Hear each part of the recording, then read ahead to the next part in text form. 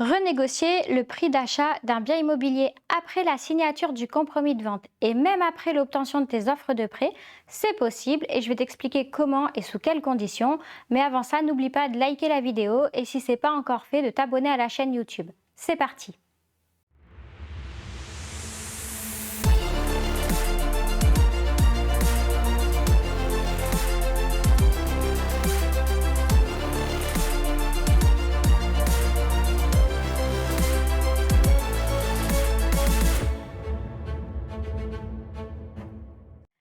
On va pouvoir renégocier le prix d'acquisition d'un bien immobilier après avoir signé le compromis de vente et même après avoir reçu ses offres de prêt sous certaines conditions que je vais t'expliquer à travers un exemple concret d'une négociation que j'ai réalisée.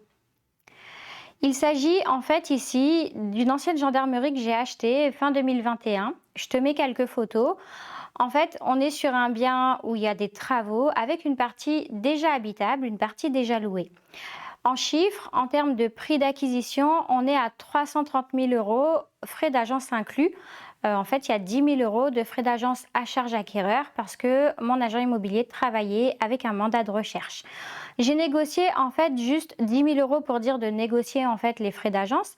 Mais c'était un bien qui paraissait très rentable sur le papier, donc il n'y avait pas forcément besoin d'aller négocier plus loin et puis le vendeur était quand même fermé à la négociation. Donc on a pu grappiller 10 000 euros dans un premier temps dans le cadre de la première négociation grâce à notre agence immobilière et puis après on est allé beaucoup plus loin et je vais t'expliquer juste par la suite. On a payé 24 725 euros de frais de notaire sur cette opération et on avait prévu 45 000 euros de travaux. Je te mets ici mon attestation de propriété. Donc on voit bien que c'est monsieur Alexandre qui est en recherche d'emploi et madame Tatiana, infirmière, qui ont acheté cet immeuble pour le prix de 320 000 euros, plus sur la dernière page 10 000 euros de frais d'agence. En fait, cet immeuble appartenait à un papa et sa fille, ils l'avaient acheté en indivision, donc le prix a été ventilé entre les deux vendeurs, à savoir la fille vendait sa part pour la somme de 140 000 euros et le papa vendait sa part pour la somme de 180 000 euros. En fait, ils ont été obligés de ventiler le prix parce qu'ils sont chacun fiscalisés de manière indépendante et donc vont payer leur imposition sur la plus-value de manière indépendante. Je te mets quelques photos des appartements de l'immeuble. Donc, tu vois, on est quand même sur quelque chose de qualitatif. On a des cuisines équipées partout. Ce sont des appartements meublés et on a un mix de T2, T et T3. La rentabilité annoncée par l'agence immobilière, en fait, coût total de l'acquisition, on est à 399 725 euros. On a 7 logements loués au moment où on fait notre offre d'achat, donc ça rapporte déjà 3 610 euros par mois. On a 2 logements vides, mais prêts à être loués, donc l'agence immobilière est sur le coup. Cela rapporterait, une fois loué, 960 euros par mois. Et on a 5 logements à terminer, hein, où il faut créer les sanitaires, les cuisines. L'isolation est déjà faite en partie, mais il y a beaucoup de choses à reprendre. On a 5 logements à terminer pour un loyer estimé de 2 000 euros pour l'intégralité de ces 5 logements. Ça veut dire qu'à terme, travaux finis, cet immeuble devrait rapporter 6 570 euros, soit une rentabilité annoncée par l'agence immobilière de 19,7%. Ce qui est quand même une très bonne rentabilité, on ne va pas se mentir, mais entre ce que les agences immobilières nous vendent et ce qu'on fait réellement sur le terrain, il y a quand même une petite marge, même quand on les connaît, il y a toujours quand même une petite marge et surtout là, on est sur du logement meublé, donc ça veut dire plus de vacances locatives et des préavis d'1 mois quand les locataires veulent déménager. Donc, ce qui explique pourquoi aussi sur du meublé, on va tabler sur des rentabilités un peu plus élevées que sur de la location nue. En termes de travaux, nous, on avait prévu de faire la toiture, enfin la moitié en fait, parce que le vendeur a déjà fait une moitié, mais il n'a pas tout fait. Donc, on avait prévu de faire la toiture et la charpente, et puis l'aménagement complet de ces 5 logements. Il fallait également créer une tranchée par Enedis pour l'installation de 12 compteurs électriques parce qu'en fait, le problème, c'est que là, actuellement, les loyers sont avec charge comprise. il y a 3 ou 4 compteurs pour l'intégralité des logements. Nous, on a prévu d'en faire 14. Donc, l'arrivée électrique n'était pas assez puissante et du coup, on doit faire creuser une tranchée par Enedis pour avoir un dimensionnement adapté. Et ensuite, on pourra seulement refaire l'électricité de tous les appartements avec Consuel pour pouvoir après poser les compteurs et les mettre en service. Donc, ça veut dire que déjà, en termes de travaux, on est un peu lourd. Et puis, ça va durer. Avant de pouvoir avoir une rentabilité optimum, eh bien, on va être un peu sur des délais, donc on va être décalé. Les premiers mois après cette acquisition, on est charge comprise, donc la rentabilité est forcément impactée. Et puis, en fait, quand on a visité, on a vu qu'il y avait quand même quelques malfaçons. Et donc, on a prévu de reprendre les malfaçons que le vendeur a réalisées parce qu'il a fait les travaux lui-même. Pour les malfaçons, en fait, nous, on s'est protégé. Comme on l'a vu avant la signature du compromis, on a mis une condition suspensive. En fait, il y a un sinistre qui était survenu dans l'immeuble avant qu'on le visite et ils n'ont pas trouvé la cause du sinistre. Donc nous, on a missionné notre agent immobilier, il y avait eu un dégât des eaux, donc on a demandé, comme on était loin, à notre agent immobilier de faire intervenir un plombier pour qu'il pose un diagnostic. Et du coup, on a mis la clause suivante dans le compromis de vente et cette clause, tu vas voir pourquoi elle a été super puissante.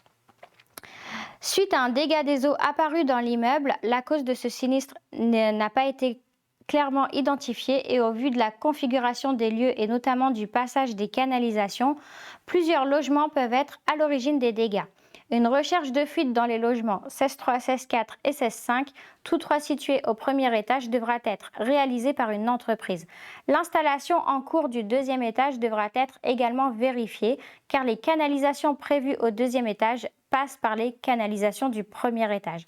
L'entreprise présentera un diagnostic et effectuera les réparations nécessaires afin de garantir aux acquéreurs une installation sanitaire fonctionnelle et conforme aux normes. Et donc, en fait, c'est là que c'est puissant, parce qu'une installation conforme et aux normes sur un bâtiment ancien, ça n'existe pas. Donc, le vendeur, il a accepté de signer, le vendeur et sa fille, les deux ont accepté de signer avec cette condition suspensive, le compromis. Le plombier est passé et il a réalisé un diagnostic. En fait, il a estimé que tout était à refaire, qu'il fallait tout reprendre et en plus, il a été incapable de chiffrer le montant du chantier parce qu'il fallait démonter tous les planchers et tous les cloisons. Donc, il a donné comme ça une estimation à la louche de 40 000 €. On l'a un peu titillé pour l'avoir. Notre agent immobilier a fait du forcing et il a donné une estimation à la louche de 40 000 € de travaux. Et par contre, il nous a dit que si on achetait cet immeuble, il ne prendrait pas le chantier parce qu'il ne voulait pas repasser en fait, derrière le vendeur et tout démonter pour tout refaire. Donc, en fait, grâce à ça, on a pu engendrer une deuxième négociation. On avait obtenu notre financement à ce moment-là, quand on a eu cette réponse. On s'est protégé par la condition suspensive, mais du coup, grâce à cette condition suspensive, on aurait pu casser la vente sans indemnité, mais on avait eu notre prêt. Donc nous, ça ne nous arrangeait pas du tout de casser la vente. Nous, ce qu'on voulait, c'était exiger la mise en conformité de toute la plomberie de l'immeuble. Mais en fait, ce n'était pas réalisable parce qu'on était sur des délais très longs pour pouvoir tout refaire, et surtout, il fallait que le vendeur avance tous les frais alors qu'il n'avait même pas touché encore l'argent de sa vente. Donc, ce n'était pas réalisable. Et du coup, heureusement, on avait chacun notre notaire. Et mon notaire a négocié pour qu'on ait une indemnité compensatoire. Et là, l'indemnité compensatoire, c'est encore plus puissant que la condition suspensive parce qu'on a obtenu des vendeurs qui nous versent une indemnité compensatoire de 40 000 €, donc 20 000 € pour la fille et 20 000 € pour le papa. Mais par contre, avant ça, il a quand même fallu renégocier, rediscuter et c'est surtout la fille qui a posé problème parce qu'elle ne voulait pas lâcher ses 20 000 €. Donc il a fallu qu'elle discute avec son papa et même qu'il se fâche un petit peu pour que finalement elle accepte de lâcher ses 20 000 €. Et là, elle a accepté, on était contents, on s'est dit super, on va pouvoir signer. Sauf qu'en fait, la fille, elle est revenue en arrière et il a fallu renégocier une troisième fois. En fait, dans un premier temps, elle a donné son accord. Et puis après, elle a dit, mais moi, je ne savais pas que le compromis m'engageait pour la vente. Donc, il faut savoir que la signature d'un compromis de vente engage le vendeur. Il n'a pas le droit de se rétracter. Si on va en procédure, le vendeur, il est obligé de vendre. Donc, bah, elle, en fait, elle voulait se rétracter. Mais du coup, mais je lui dis: «Mais non, le compromis vaut vente, vous êtes obligé de vendre». Donc on lui a mis un petit peu un coup de pression, les notaires aussi, parce que moi j'ai dit que j'allais aller en procédure.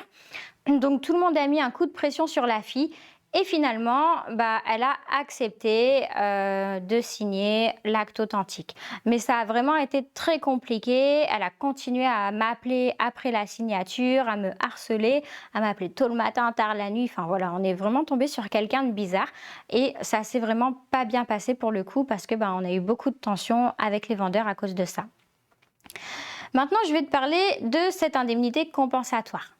En fait, c'est quelque chose de très puissant. Parce que si nous, au départ, on voulait demander un séquestre de 40 000 euros, mais si on demandait un séquestre avec l'obligation pour les vendeurs de faire les travaux, on tombait dans la réglementation de la vente d'immeubles à rénover. Et là, on n'est plus du tout sous la même réglementation, ni au niveau de taxation, on est sur un produit totalement différent. Donc, ce n'était pas réalisable pour les notaires. Mon notaire a proposé l'indemnité compensatoire. Le notaire du vendeur ne savait pas que ça existait. Il n'avait jamais eu affaire à ce genre de situation. Il a dû demander l'avis de la chambre des notaires et tout ça. Et finalement, il a obtenu l'accord de la chambre des notaires.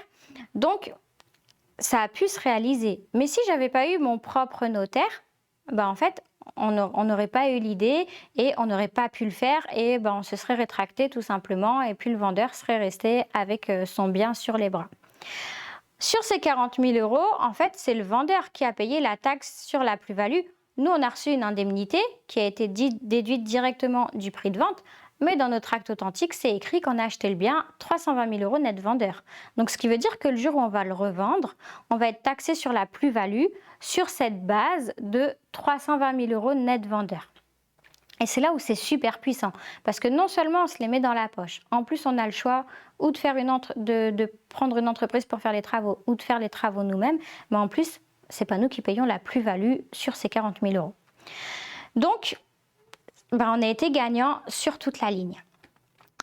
Comme je te l'ai dit précédemment, c'est un bien qu'on a prévu d'exploiter en meublé. Donc pour l'instant, on est LMNP, mais très rapidement, on va passer LMP, surtout si on envisage d'aller vivre à l'étranger. On ne sait pas trop encore comment ça va se passer, mais pour l'instant, on est en LMNP. Donc, coût total de l'acquisition avec travaux, on est à 440 000 euros. Il rapporte 6 530 euros par mois, soit une rentabilité effective de 17,8%, ce qui est pas mal parce qu'on a un petit peu de vacances locatives entre deux locataires. Ça nous fait quand même un cash flow mensuel net de 3 550 euros par mois en LMNP. En LMP, ce sera certainement un peu moins, mais ça va s'équilibrer avec les revenus fonciers qu'on a sur la location nue en nom propre. Aujourd'hui, ce bien est estimé à 640 000 euros à la revente. Donc voilà, on a pu renégocier ce prix parce que on s'était protégé avec une condition suspensive. Il arrive souvent qu'on signe un compromis avec des conditions et qu'on découvre après la signature du compromis et après le délai de rétractation que finalement il y a des choses qui ne vont pas. N'oubliez pas que le compromis vaut vente. Et du coup, c'est vraiment important de prendre toutes les précautions nécessaires. L'acte authentique, c'est juste une réitération du compromis. Vraiment, le contrat qui fait foi et le contrat qui te protège en tant qu'acquéreur ou en tant que vendeur, c'est le compromis de vente. Donc, on n'hésite pas à tout ficeler et à se barder, à se mettre au maximum en sécurité dans la signature du compromis, dans le compromis en fait, avant la signature. J'espère que cette vidéo t'a plu. Si c'est le cas, n'hésite pas à mettre tes impressions en commentaire et je te dis à bientôt.